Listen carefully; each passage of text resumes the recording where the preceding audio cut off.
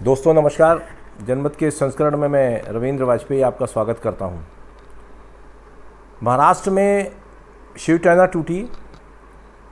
उसी समय ये आशंका व्यक्त की जा रही थी कि शायद अगला नंबर एनसीपी और कांग्रेस का है, किंतु महाराष्ट्र से तो अभी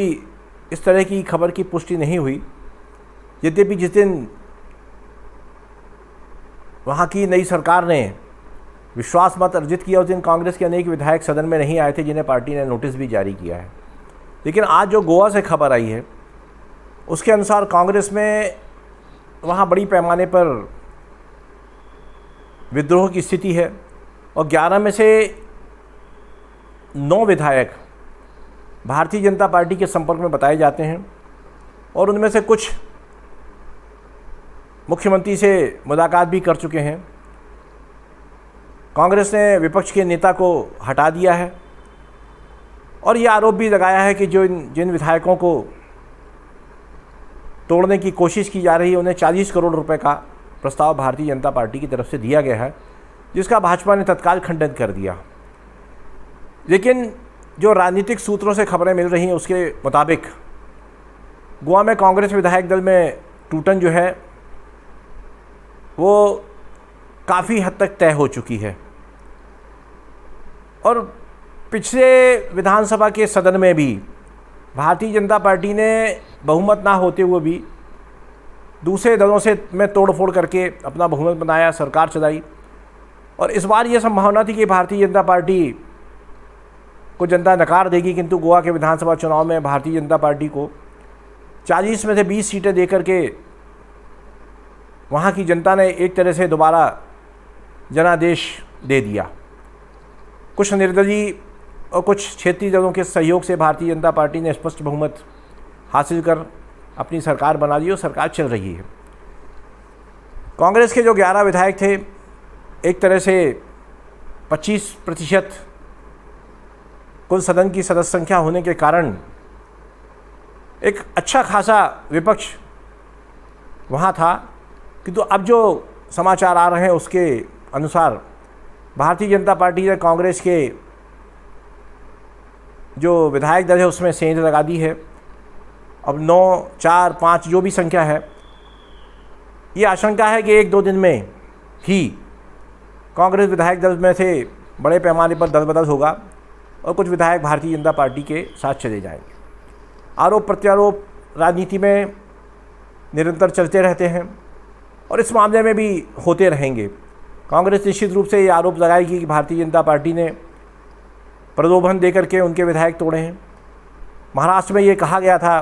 कि एकनाथ शिंदे की जो सरकार और शिवसेना के जो विधायक थे, इनको जो है एनफोर्समेंट डायरेक्टरेट, प्रवर्तन निदेशालय के दबाव में, ईडी जिसे कहा जाता है, उसके दबाव में विधायकों को उसकी जांच के नोटिस दे करके या अन्य मामलों को खोलने की धमकी दे करके उन्हें शिवसेना छोड़ने के लिए बाध्य किया गया। और भी कई राज्यों में जहां विपक्ष की सरकार है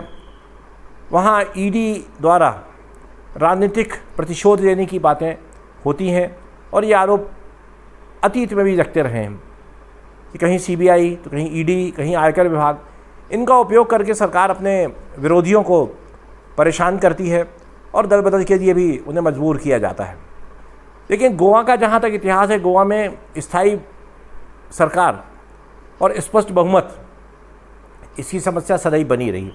और इसका कारण यह है कि राज्य छोटा सा है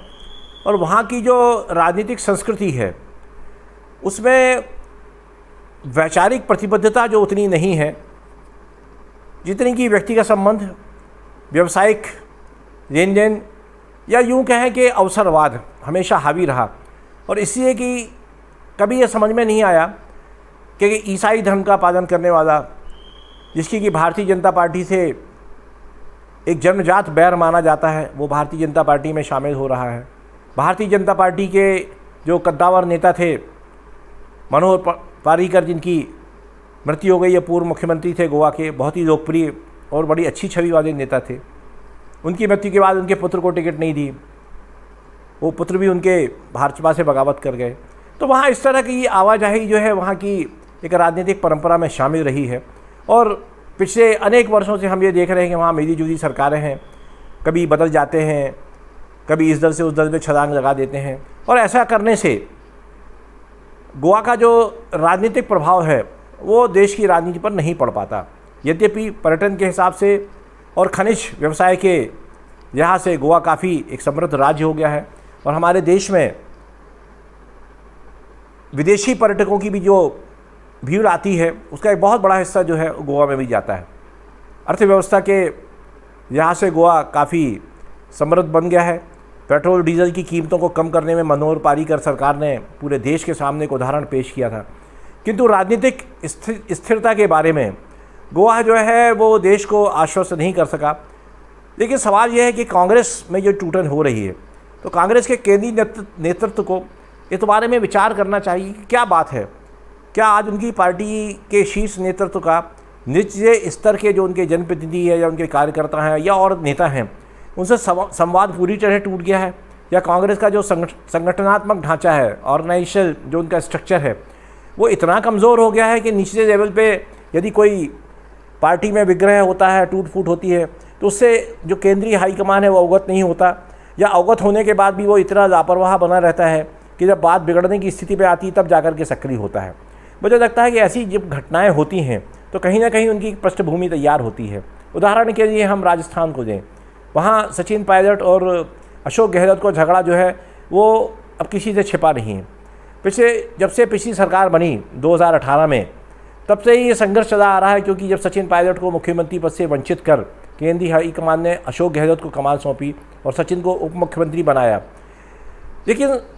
दोनों के बीच में कहीं ना कहीं एक रंजिश बनी रही, और जिसका परिणाम ये हुआ कि सचिन ने मंत्रिमंडल छोड़ दिया, कुछ साथियों को लेकर के गुड़गांव में बैठे रहे। तब लगा कि शायद कांग्रेस विधायक दल में विद्रोह हो जाएगा, लेकिन सचिन के पास पर्याप्त संख्या नहीं हुई और मान मनोबल के बाद वो फिर पार्टी में लौट तो आए,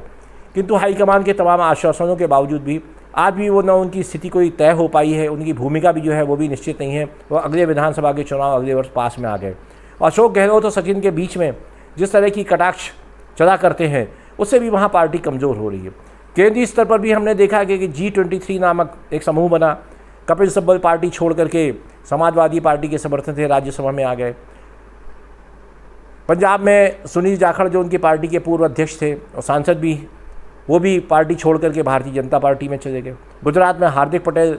जो नए नए आए थे भले ही, किंतु कांग्रेस उन्हें एक युवा चेहरे के रूप में अगले चुनाव में पेश करना चाहती थी, उन्होंने भी भारतीय जनता पार्टी की सदस्यता दे दी। अभी 2-3 दिन पहले जो समाचार आया उसमें हिमाचल प्रदेश के वरिष्ठ कांग्रेस नेता, पूर्व केंद्रीय मंत्री और हाल ही में राज्यसभा से निवृत्त हुए आनंद शर्मा ने भी भारतीय जनता पार्टी के राष्ट्रीय अध्यक्ष JP नड्डा से मुलाकात की। हालांकि उन्होंने ये कहा कि दोनों एक ही राज्य के रहने वाले हैं, इसलिए इस मुलाकात में कोई राजनीतिक संदर्भ ना ढूंढा जाए, किंतु जिस लहजे में उन्होंने मुलाकात की वो लहजा बताता था कि कहीं ना कहीं उनके मन में भी कांग्रेस छोड़ करके एक नया राजनीतिक ठिकाना ढूंढने की इच्छा है। और निश्चित रूप से उन्हें लग रहा है कि उनके राज्य में चूँकि 2 दलीय व्यवस्था है एक तरह से, आम आदमी पार्टी यद्यपि हिमाचल में सक्रिय है, किंतु फिर भी मुख्य संघर्ष कांग्रेस और भारतीय जनता पार्टी के बीच ही होगा।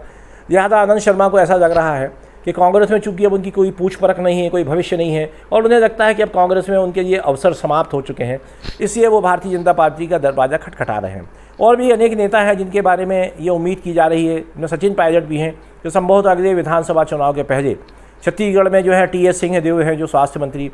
उनका और भूपेश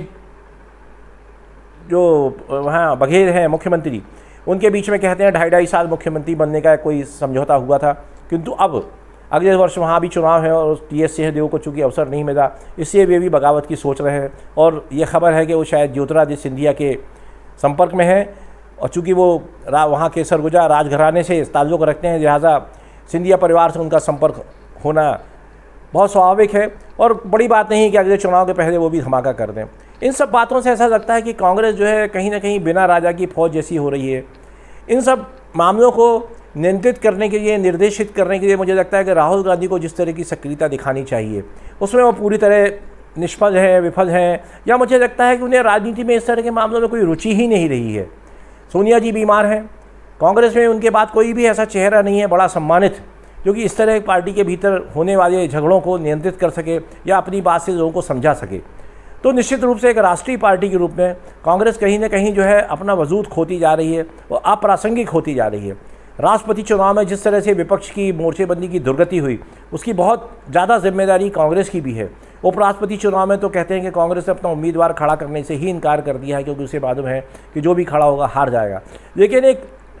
मुख्य विपक्ष के रूप में, देश की राष्ट्रीय सबसे पुरानी राष्ट्रीय पार्टी होने के नाते कांग्रेस ऐसा लगता है कि उसने हथियार डाल दिए हैं, और ये स्थिति निश्चित रूप से लोकतंत्र के लिए अच्छी नहीं है। क्योंकि यदि कांग्रेस पूरी तरह से हाशिए पर चली जाएगी तो फिर विकल्प के रूप में क्षेत्रीय दलों का उभार होगा, और क्षेत्रीय दलों का जब उभार होगा तो क्षेत्रीयता की भावना बढ़ेगी। तरह तरह के ऐसे विवाद खड़े होंगे जो हमारे संघीय ढांचे को नुकसान पहुंचाएंगे। जिसका एक ताज़ा उदाहरण अभी तमिलनाडु से देखने मिला, जब वहाँ पूर्व केंद्रीय मंत्री डी राजा ने हिंदी के बहाने पृथक तमिल राष्ट्र की मांग उठा दी। और इस तरह की कई बातें ऐसी हैं। अभी अग्निवीर योजना के बारे में हुआ कि कई विपक्ष द्वारा शासित राज्यों ने कह दिया कि हम अग्निवीर जो है वो जब निवृत्त होंगे तो उनको आरक्षण नहीं देंगे, अपनी सेवा में नहीं रखेंगे। और भी कई ऐसे प्रावधान जिनमें राज्य और केंद्र का संघर्ष इसलिए चल रहा है क्योंकि वहाँ क्षेत्रीय पार्टी का शासन है, और वो क्षेत्रीयता की भावनाओं को उभार कर ही अपना राजनीतिक अस्तित्व बचाए रख सकती है। तो मुझे लगता है कि कांग्रेस को अपने बारे में तो सोचना ही चाहिए, किंतु देश के बारे में और देश के लोकतंत्र के भविष्य के बारे में भी सोचना चाहिए। और ऐसे में जो कांग्रेस का बचा खुचा नेतृत्व है, जो भी उसमें अच्छे लोग हैं, उन्हें आगे आकर के अपनी उपस्थिति राष्ट्रीय परिदृश्य में दर्ज करानी चाहिए। विपक्ष कमज़ोर संख्या बल में हो सकता है, किंतु उसका एक संगठन होता है, उसकी एक विचारधारा होती है, और उसकी एक ज़मीनी जो है ताकत होती है, जिसके बल पर वो सड़कों पर आकर भी सरकार के विरुद्ध आंदोलन करके, जनता की आवाज़ उठा करके अपना अस्तित्व बता सकती है। आज देश में इतनी समस्याएं हैं जिनको उठाने का दायित्व मुख्य रूप से विपक्ष का है, किंतु कहीं ना कहीं ऐसा लगता है कि विपक्ष जो है या तो अपनी भूमिका से पलायन कर रहा है, या उसमें अपनी भूमिका का निर्वहन करने की जो है इच्छा शक्ति ही समाप्त हो चुकी है। कम से कम कांग्रेस के बारे में तो ये कहा जा सकता है कि उसमें आज आगे बढ़कर के संघर्ष करके दोबारा सत्ता में आने की इच्छा शक्ति कहें या आत्मबल कहें, पूरी तरह समाप्त हो चुका है। और कहीं ना कहीं ये इस देश की सबसे पुरानी राष्ट्रीय पार्टी के ये नितांत रूप से दुर्भाग्यपूर्ण है। कांग्रेस का जो भी नेतृत्व है उसे इस बारे में विचार करना चाहिए कि कम से कम लोकतंत्र में एक राष्ट्रीय स्तर का विपक्ष होना बहुत ज़रूरी है। और यदि कांग्रेस ने अपने वर्तमान सूरत हाल में कोई सुधार नहीं किया, फिर मुझे लगता है कि 2024 के चुनाव के बाद कांग्रेस को लोकसभा में कितनी सीटें मिलेंगी ये कहना बहुत मुश्किल है, किंतु हो सकता है कि वो आज जितनी संख्या है उसमें भी न रहे। और निश्चित रूप से ये इस पार्टी के लिए भी दुर्भाग्यपूर्ण होगा और देश के लोकतंत्र के लिए भी। आज के संस्करण में इतना ही। कल किसी नए विषय पर आपसे चर्चा करने आऊँगा। तब तक के लिए शुभ रात्रि, नमस्कार, धन्यवाद मित्रों।